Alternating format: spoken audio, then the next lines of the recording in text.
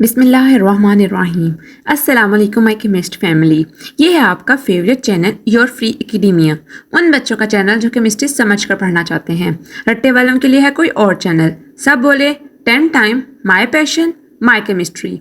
Now study time starts. Okay बच्चों, कल के लेक्चर में हमने स्टडी किया था व्हाट इज इलेक्ट्रोलिटिक सेल। हमने देखा था कि इलेक्ट्रोलिटिक सेल जो होता है वो किस तरह एक इलेक्ट्रोकेमिकल सेल की एग्जांपल है। उसकी कंस्ट्रक्शन देखी थी, उसका वर्किंग प्रिंसिपल देखा था और हमने एक जर्नल एग्जांपल कवर की थी इलेक्ट्रोलिटिक सेल के हवाले से। इसकी वीडियो का लिंक जो है वो मैं आपको डिस्क्रिप्शन में भी दे दूंगी और ऊपर कहीं आ भी रहा होगा तो आप वहां से टैप करके इस वीडियो को देख सकते हो। और आज का जो हमारा टॉपिक है वो है इलेक्ट्रोलिसिस ऑफ वाटर, एक सेकंड एग्जांपल। इसको भी हम इंशाल्लाह डिटेल से समझेंगे। तो लेक्चर स्टार्ट करने से पहले मैं आप सबसे रिक्वेस्ट करती हूँ कि वीडियो को लाइक करें, एक अच्छे सा कमेंट करें, चैनल को लाजमी सब्सक्राइब करें और बेल आइकन को भी प्रेस करें ताकि नए आने वाली वीडियो आप तक फौरन पहुंच जाए। ओके बच्चों, टॉपिक का नाम है इलेक्ट्रोलिसिस ऑफ वाटर। हमें पता है कि इलेक्ट्रोलिसिस बेसिकली क्या होता है। इलेक्ट्रोलिसिस होती है break down with the help of electric current, और इलेक्ट्रॉन्स की वजह से जो ब्रेक डाउन हो रही है उसको हम कहते हैं इलेक्ट्रोलिसिस। वाटर की स्टार्ट करने से पहले इलेक्ट्रोलिसिस हम ये समझते हैं कि वाटर किस तरह का इलेक्ट्रोलाइट है, क्योंकि बेसिकली इलेक्ट्रोकेमिकल सेल के अंदर या इलेक्ट्रोलाइटिक सेल के अंदर हमने चेक करनी होती है एक इलेक्ट्रोलाइटिक सॉल्यूशन की कंपोजिशन। हमने देखना होता है कि वो एक गुड इलेक्ट्रोलाइट है, वीक इलेक्ट्रोलाइट है या एक नॉन इलेक्ट्रोलाइट है, और उसके बाद हमने उसकी स्पेसिफिक कंडीशन उसके ऊपर अप्लाई करनी होती हैं, तब जाकर हम उसके अंदर इलेक्ट्रिसिटी को पास कर सकते हैं। अब वाटर जो है, जब हमने इसकी एग्जाम्पल स्टडी की थी तो हमने देखा था कि water is a weak electrolyte. Weak electrolyte से मुराद क्या है कि वाटर जो होता है वो इतनी तेजी से आयोनाइज नहीं होता। मींस कि ये खुद ब खुद जो होता है ये अपने आयंस में चेंज अप नहीं हो सकता। आपने इसको कुछ ना कुछ पीछे से एक्सटर्नल एजेंसी देनी होती है, कुछ ना कुछ आपने इसके अंदर एडिशन करनी होती है, किसी सब्सटेंस की, किसी कंपाउंड की, किसी ना किसी इसकी। ये खुद ब खुद आयनाइज नहीं होता। अगर आयनाइज हो भी तो बहुत एक हद तक होता है, बहुत कम माइन्यूट क्वांटिटी के अंदर ये आयनाइज हो रहा है। अब हमने साथ साथ ये भी पढ़ा था कि जो वाटर होता है वो एक न्यूट्रल कंपाउंड होता है। जब भी हम सॉल्यूशंस की बात कर रहे होते हैं ना बच्चों, दो चीजें होती हैं, या तो दुनिया में कोई चीज एसिडिक होती है या फिर कोई चीज दुनिया में बेसिक होती है, और जो जो चीजें इनके दरमियान एग्जिस्ट करती हैं उनको हम कहते हैं न्यूट्रल, लाइक वाटर। अब एसिड और बेस का कॉन्सेप्ट जो है वो अभी हमारे अंदर नहीं है, हमारे नहीं बताया हुआ, लेकिन मैं इस एग्जाम्पल के अंदर बताऊंगी क्योंकि इसके बगैर आपको समझ तो आनी नहीं है कि क्या हमने समझना है। तो एसिड और बेस, क्या कॉन्सेप्ट है एसिड और बेस का? एसिड वो चीज होती है जिसके अंदर H पॉजिटिव की कंसंट्रेशन ज्यादा होती है, मीन्स कि उसकी मिकदार ज्यादा होती है। बेस वो होता है जिसके अंदर OH नेगेटिव की मिकदार ज्यादा होती है, उसकी कंसंट्रेशन ज्यादा होती है। और जब ये दोनों चीजें एक साथ एट अ टाइम प्रेजेंट हो, मीन्स कि इनकी कंसंट्रेशन जो होती है वो इक्वल अमाउंट में प्रेजेंट हो, तो क्या होगा बच्चों? जाहिर बात है जब वो इक्वल अमाउंट में प्रेजेंट होगी तो जो रिजल्ट होगा हमारे पास वो एक न्यूट्रल कंपाउंड का होगा। और जो वाटर है वो हमारे पास क्या है? वो वाटर हमारे पास यही है, वो एक न्यूट्रल कंपाउंड आता है क्योंकि उसके अंदर H पॉजिटिव और OH नेगेटिव, एसिड और बेस दोनों जो आयंस होते हैं वो इक्वल क्वांटिटी, इक्वल अमाउंट या इक्वल कॉन्सेंट्रेशन के अंदर प्रेजेंट होते हैं। अगर हम H पॉजिटिव की कॉन्सेंट्रेशन देखें तो बच्चों आती है 10⁻⁻⁷ मोल पर dm³ and same of OH negative 10⁻⁷ मोल पर dm³। जब दोनों की क्वांटिटीज, मतलब कि आपके पास एक सॉल्ट हो या फिर आपके पास पॉजिटिव हो या ओ नेगेटिव हो, उनकी कॉन्सेंट्रेशन दोनों की बराबर हो, तो जो हमारे पास रिजल्टिंग कंपाउंड होता है वो न्यूट्रल होता है, जैसे कि हमारे पास वाटर है, क्योंकि इसके दोनों की जो कॉन्सेंट्रेशन है वो इक्वल है। आपको भी इसका कॉन्सेप्ट समझ नहीं आएगा कि 10⁻⁷ 10⁻⁷ की क्या ये बेटे कंसेंट्रेशन यूनिट्स होते हैं, ये भी हमने नहीं पढ़े, ये मैं आपको भी नहीं करवाऊंगी क्योंकि आपको इसको फाइंड करना नहीं आएगा कि पीएच और पीओएच क्या फाइंड है, कुछ नहीं। आपने बस इतना तो पढ़ा हुआ है ना कि मोल पर dm³ जो होती है वो कैसे आप कॉन्सेंट्रेशन को फाइंड करते हो, ये इतना है। अब देखो, जब वाटर जो है वो हमारे पास एक न्यूट्रल कंपाउंड है, जाहिर बात है वो ऑटोमेटिकली क्या कर रहा है, वो आयोनाइज नहीं हो रहा, हमें कुछ ना कुछ एक्सटर्नल एजेंसी देनी पड़ेगी। अब हम क्या देंगे कि वो खुद ब खुद आयोनाइज हो जाए? हम देंगे एसिड। हम क्या ऐड करेंगे? हम एक एसिड ऐड करेंगे H2O के अंदर, मीन वाटर के अंदर। जब हम एसिड ऐड करेंगे वाटर के अंदर तो ऑटोमेटिकली क्या होगा? H प्लस आयंस की कंसंट्रेशन जो होगी वो ज्यादा हो जाएगी, क्योंकि एसिड के अंदर ऑटोमेटिकली H प्लस आयंस की क्वांटिटी ज्यादा होती है, वो जल्द से जल्द आयनाइज करता है, एक स्ट्रॉन्ग इलेक्ट्रोलाइट होता है। अब वाटर के साथ जब वो रिएक्शन करेगा तो क्या करेगा, वो वाटर के अंदर भी ये प्रॉपर्टी इंडल्ज कर देगा, क्या करेगा कि वो आयंस के अंदर जल्दी कन्वर्टेबल हो जाएंगे जो वाटर की मॉलिक्यूल्स हैं। इसका अगर रिएक्शन देखें जो आपकी बुक पे भी गिवन है, 4H2O goes to means acid कोई भी हो सकता है, HCl हो सकता है, H2SO4 होता है, any one acid, 4H positive plus 4OH negative means की इक्वल नंबर ऑफ जो आइंस है हमारे पास प्रेजेंट है, 4 हाइड्रोजन आइंस है और 4 हाइड्रोक्सिन आइंस है, ये प्रेजेंट है। अब जब आपने इसको आपने इसको आइंस में कन्वर्ट कर दिया, अब आपने इलेक्ट्रिक करंट पास करना है। अब आपके पास एक इलेक्ट्रोलाइटिक सॉल्यूशन प्रिपेयर हो चुका है। अब जब आपने इलेक्ट्रिक करंट इस एसिडिफाइड वाटर से, अब ये जनरल वाटर नहीं है, ये न्यूट्रल वाटर नहीं है, अब आपने जब इसके अंदर एसिड की एडिशन कर दी है तो इसका मतलब क्या है, ये एक एसिडिफाइड वाटर बन चुका है। अब हमने जनरल प्रिंसिपल देखा है कि इलेक्ट्रोलाइटिक सेल के अंदर क्या होता है। अगर तो हमारे पास पॉजिटिव आयंस हो तो वो अपने रिस्पेक्टिव ऑपोजिट इलेक्ट्रोड की तरफ मूव करते हैं। पॉजिटिव आयंस हो, सॉरी एनाइन लिखती है, पॉजिटिव आयंस हो तो वो किसकी तरफ मूव करेंगे, वो ऑटोमेटिकली मूव करेंगे कैथोड की तरफ। जबकि अगर हमारे पास नेगेटिव आयंस हो तो वो ऑटोमेटिकली मूव करेंगे किसकी तरफ, एनोड की तरफ। और कल मैंने आपको एक बेसिक ट्रिक बताया था कि एनोड के ऊपर क्या होगी, ऑक्सीडेशन, जबकि कैथोड के ऊपर क्या होगी, रिडक्शन। ये कल हमने जनरली पढ़ा था, ठीक है। अब पॉजिटिव आयंस क्या है वाटर के अंदर, पॉजिटिव आयंस जो है वाटर के अंदर H पॉजिटिव जाएगा कैथोड की तरफ, वहां जाकर ये रिडक्शन करेगा। क्यों करेगा, सामने नजर आ रहा है कि H पॉजिटिव क्या है, पॉजिटिव चार्ज है, इसको चाहिए इलेक्ट्रॉन्स। और नेगेटिव क्या है, OH नेगेटिव, और OH नेगेटिव किस तरफ जाएंगे, एनोड की तरफ, ताकि वहां जाके लॉस ऑफ इलेक्ट्रॉन्स ये करें। Pure water is a very weak electrolyte. It ionizes to a very small extent. The 10 to the power minus concentration of hydrogen ions and hydroxyl ions are both at mole dm cube respectively. ये हमने पढ़ लिया है।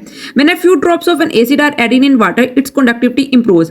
When electric current is passed through is acidified water, OH negative ions move towards positive electrode means anode, and H plus cations move towards negative electrode cathode. And discharge takes place at these electrodes. They produce oxygen and hydrogen gas respectively at anode and cathode. ये मैं आपको next बताऊंगी कि इसका working principle कैसा हो रहा है, क्योंकि यहां पर आपको समझ नहीं आएगा। मैं कह दूंगी यहां पर हाइड्रोजन गैस लिबरेट हो रही है, वहां पर ऑक्सीजन गैस हो रही है। सबसे पहले हम इसकी अब कंस्ट्रक्शन देखते हैं कि कैसे इसको हमने बिल्डअप करना है।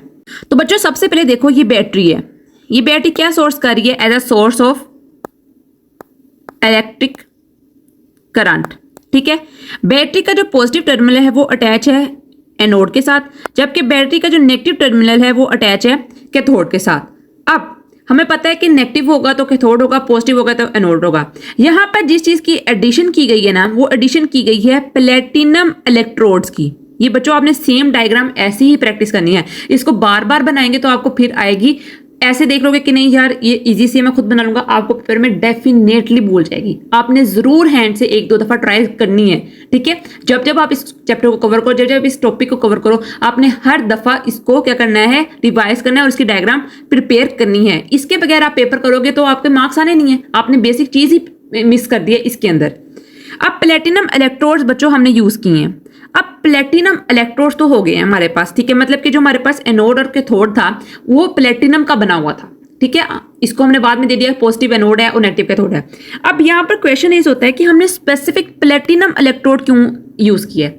तो बच्चे प्लेटिनम इलेक्ट्रोड की कुछ प्रॉपर्टीज होती हैं। सबसे पहली प्रॉपर्टी होती है ये एज अ कैटालिटिक एक्टिविटी काम करता है, catalytic activity. Catalytic activity basically बच्चों ऐसी होती है कि ऐसा एक सब्सटेंस होता है जो कि स्पीड अप करता है आपके रिएक्शन को, खुद वो यूटिलाइज नहीं होता। अब इसके अंदर जो प्लेटिनम इलेक्ट्रोड है वो क्या करता है, वो जल्द अज जल्द क्या करता है, हाइड्रोजन गैस की एवोल्यूशन करता है। किसके ऊपर, कैथोड के ऊपर। इसका पर्पज एक ये भी है। दूसरा पर्पज इसका ये है क्योंकि हमने एसिडिफाइड वाटर यूज किया है, मीन्स कि हमने एसिड डाला है, तो ये क्रोजन काज नहीं करता एनोड के ऊपर और कैथोड के ऊपर। अगर आपको जनरल इलेक्ट्रोड होगा किसी भी मेटल का बना हुआ तो क्या होगा, वहां पर क्रोजन होगी। क्रोजन का मतलब मैंने आपको बताया था क्या होती है। तो प्लेटिनम इलेक्ट्रोड के अंदर ये फीचर होता है कि ये क्रोड इतनी आसानी से नहीं होता, रेजिस्टेंट होता है क्रोजन के लिए। अब नेक्स्ट हम देखें, नेक्स्ट हमारे पास आते हैं वाटर। ये आपका एक मतलब कि ट्यूब सिस्टम बना हुआ है, ठीक है। अब यहाँ पर एनोड की तरफ हमारे पास क्या है, ऑक्सीजन गैस लिबरेट हो रही है, जबकि जो कैथोड की तरफ है उसकी तरफ क्या हो रही है, हाइड्रोजन गैस लिबरेट हो रही है। ये तभी समझ आएगा जब हम इसके रिएक्शन समझेंगे कि कैसे यहाँ पर हो रहा है। तो हम अब इसके रिएक्शन देखते हैं। वर्किंग प्रिंसिपल हम उसका वहीं पर डिस्कस करेंगे। कंस्ट्रक्शन देख लिया कि एनोड कैसे अटैच है, कैथोड कैसे अटैच है। उसके बाद दोबारा इस स्लाइड के ऊपर वापस आते हैं और देखते हैं यहाँ पर क्या हुआ है। ओके बच्चों, अगर हम अपनी फर्स्ट स्लाइड पे वापस जाएं तो हम देखा था कि कैसे जो 4H2 है वो आयनाइज हो रहा है 4H पॉजिटिव के अंदर और 4OH नेगेटिव के अंदर। अब हमें पता है कि जो H पॉजिटिव है उसने जाना है किसकी तरफ, कैथोड की तरफ automatically due to opposite charge, और जो OH नेगेटिव है उसने ऑटोमेटिकली जाना है किसकी तरफ, एनोड की तरफ। अब जो OH नेगेटिव है जब वो एनोड की तरफ जाता है तो वहां पर क्या होगा, एनोड की तरफ जाएगा तो वहां पर क्या होगी, oxidation, means loss of electrons. अब जब वहां पर वो 4OH नेगेटिव गया है तो उसने वहां पर इमीडिएटली जाते 4 इलेक्ट्रॉन्स लूज किए हैं। जैसे ही उसने 4 इलेक्ट्रॉन्स लूज किए हैं तो वहां पर एक वाटर मॉलिक्यूल बने हैं 2 और ऑक्सीजन गैस इवॉल्व हुई है। ये रिएक्शन खुद ब खुद वहां पर इलेक्ट्रिसिटी की प्रेजेंस की वजह से हुआ है। ठीक है, हमने किसी ने कुछ नहीं किया, ये खुद ब खुद वहां पर हुआ है। ठीक है, कैसे 4OH नेगेटिव जो था वो स्प्लिट अप हो चुका है किसके अंदर, 2 वाटर मॉलिक्यूल के अंदर, एक ऑक्सीजन गैस के अंदर, और ये 4 इलेक्ट्रॉन। ये 4 इलेक्ट्रॉन का जो रिमूवल है यहाँ पर प्रोडक्ट साइड पे शो हो रहा है, यही शो कर रहा है कि यहाँ पर क्या हुई है, ऑक्सीडेशन हुई है, लॉस ऑफ इलेक्ट्रॉन। अब हमें पता है कि जो 4OH पॉजिटिव होगा वो किसकी तरफ जाएगा, वो जाएगा कैथोड की तरफ, क्योंकि उसको तो इलेक्ट्रॉन्स चाहिए। H पॉजिटिव का मतलब यही है कि उसके पास डेफिशिएंसी इलेक्ट्रॉन्स की। जैसे ही वो 4H पॉजिटिव जाएगा कैथोड के ऊपर तो जो 4 इलेक्ट्रॉन्स निकले हैं कहां से, एनोड की तरफ से, वो खुद ब खुद ट्रेवल करते करते आ जाएंगे यहां पर कैथोड के पास, आपस में रिएक्शन करेंगे तो हमारे पास 4 हाइड्रोजन एटम मिलेंगे। ये एटम्स हैं, ठीक है। अब 4 हाइड्रोजन हमारे पास एटम्स मिल गए हैं। अब इसका मतलब क्या है, अगले रिएक्शन में वो बताते हैं कि 4 हाइड्रोजन जो है वो अगले 2 मॉलिक्यूल्स ऑफ हाइड्रोजन के अंदर कन्वर्ट हो रहा है। इसके अंदर देखो कि आपके पास 4 हाइड्रोजन के जो हैं वो क्या है, मॉलिक्यूल्स हैं, मीन से एटम है। अब क्या हुआ, इन लोगों ने पेयर बना लिया और इन लोगों ने पेयर बना लिया, क्योंकि हाइड्रोजन गैस ने जब निकलना है तो वो H2 की फॉर्म में निकलेगी, सिंपल एलिमेंटल फॉर्म में, हाइड्रोजन की फॉर्म में वो नहीं निकलेगी। यहाँ पर 4H है, वो हाइड्रोजन गैस की फॉर्म में नहीं निकल रही है। क्यों नहीं निकलेगी, क्योंकि वहां पर सिर्फ 4 एटम्स हैं। ठीक है, अब इन्होंने आपस में पेयर बन दिए और मॉलिक्यूल बन गए, तो हमारे पास 2 2 4 बैलेंस हुई है ना कंप्लीट। यहाँ भी 4 जो एटम है वहां प्रेजेंट है और यहाँ भी 4 प्रेजेंट है। ठीक है, और 2H2 ये हाइड्रोजन गैस जो यहाँ से लिबरेट हो रही है। अगर हम इसका ओवरऑल रिएक्शन डिस्कस करें ना बच्चों, ओवरऑल रिएक्शन में देखो OH नेगेटिव, मैंने आपको पहले बताया था कि हमारे पास जो बेसिक प्रोडक्ट्स होते हैं ना हम उनको डिस्कस करते हैं। हमारे पास ओवरऑल रिएक्शन के अंदर ये OH negative, H positive, 4 electrons, ये 4H, ये हमारे पास, ये हमारा रिक्वायर्ड चीजें नहीं है। हमने ये देखना है कि हमारे पास प्रोडक्ट्स जो हैं वो कैसे स्प्लिट अप हो रहे हैं। हम किस चीज की इलेक्ट्रोलाइसिस पढ़ रहे हैं, हम इलेक्ट्रोलाइसिस पढ़ रहे हैं वाटर की। हमारा रिएक्टेंट बेसिकली यही होना चाहिए। ये OH नेगेटिव हो गया, 4H पॉजिटिव हो गया, ये हमारे रिएक्टेंट्स नहीं है, ये हमारी चीजें नहीं है जरूरत की। कल के रिएक्शन में भी हमने सोडियम क्लोराइड का देखा था ना कि सोडियम क्लोराइड के अंदर हमें सोडियम चाहिए था, क्लोराइड चाहिए था। हमने वाटर को तो वहां डिस्कस नहीं किया था, H2O को। आज के टॉपिक के अंदर हमें वाटर चाहिए, तो वाटर क्या है हमारे पास, 2H2O, ये एक प्रोडक्ट की फॉर्म बना है। अब देखो 2H2O यहाँ पर बना है हमारे पास, तो कन्वर्ट हुआ है 2H2 के अंदर और ऑक्सीजन गैस के अंदर। ठीक है, 2H2 यहां से आई और O2 हमारे पास यहां से आई। ओवरऑल उन्होंने रिएक्शन सम अप कर दिया है कि किस तरह हमारे पास इलेक्ट्रोलाइसिस हो रही है, कि वाटर मॉलिक्यूल जो है वो स्प्लिट अप होता है किसके अंदर, हाइड्रोजन गैस के अंदर और ऑक्सीजन गैस के अंदर। अब यहां पर देखो एनोड के ऊपर मैंने बताया कि यहां पर ऑक्सीजन गैस निकल रही है और कैथोड के ऊपर हाइड्रोजन गैस निकल रही है। तो बच्चों कैसे निकल रही है, जाहिर बात है जब एनोड के ऊपर क्या हो रही है, oxidation, means loss of electrons. जब लॉस ऑफ इलेक्ट्रॉन्स यहां पर हुए हैं, O2 बनी है और 4 इलेक्ट्रॉन्स बने हैं। ठीक है, अब ये 4 इलेक्ट्रॉन्स यहां से मूव करते करते यहाँ पर हाइड्रोजन गैस एक्यूमुलेट होना शुरू करेगी, यहाँ से ट्रेवल करते करते करते करते दोबारा यहाँ पर आ जाएंगे। अब यहाँ पर आके जब वो कैथोड के साथ मिलेंगे तो क्या होगा, रिएक्शन करेंगे किसके साथ, 4H पॉजिटिव के साथ। तो यहाँ पर हमारे पास क्या बनेगी, 2H2O गैस, हाइड्रोजन गैस जो वहां पर एक्यूमुलेट होना स्टार्ट कर देगी ऊपर। ठीक है, ये हमारे पास एक टोटल इलेक्ट्रोलिसिस ऑफ वाटर का रिएक्शन हो चुका है। ओके बच्चों, आज के लिए इतना ही। आई होप सो कि आपको आज के लेक्चर की अच्छी तरह समझ आई होगी। मैंने अपनी तरफ से पूरी कोशिश किया कि मैं आपको अच्छी तरह और ईजीएस्ट वे में एक्सप्लेन करूं और प्रीवियस लेक्चर से रिलेट करके बताऊं, ताकि आपको कोई भी डाउट ना रह जाए। लेकिन अगर आपको फिर भी कोई क्वेश्चन तो आप मुझे कमेंट सेक्शन में लाजमी मेंशन करो, ताकि मैं आपके हर क्वेरी को सॉल्व कर सकूँ। तो बच्चों कल मिलते हैं एक नई वीडियो के साथ, अब तक के लिए फी अमानिल्लाह।